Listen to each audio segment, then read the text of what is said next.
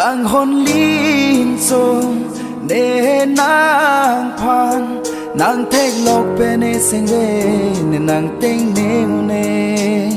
càng hôn lín sông để nàng phan nàng thét lộc bên e sinh về nên nàng tiếng nêu nề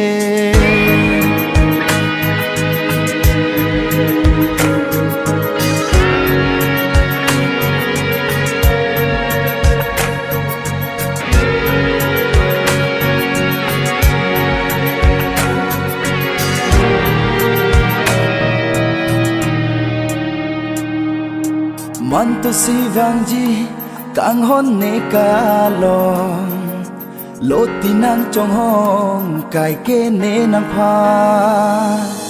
man tu si vang ji càng hôn nê ca lòng lô tin nàng trong hong cài kê nê nàng pha càng hôn lín gió nê nàng phan nàng thét lộc bên e sinh về nên nàng tiếng nêu nề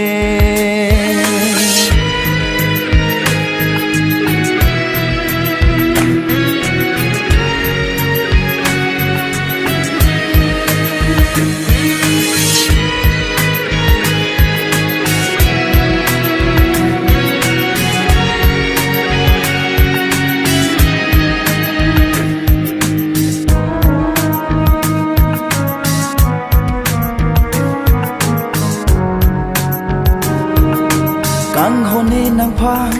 hốc bé xí nê sen hàng nàng cho rai rê đê nê nàng phan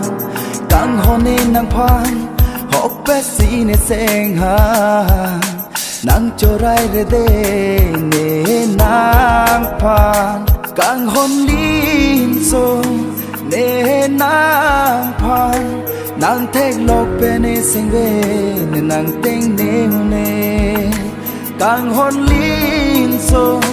nê nàng phan nàng thét lộc bên e sinh về nên nàng tiếng nêu nề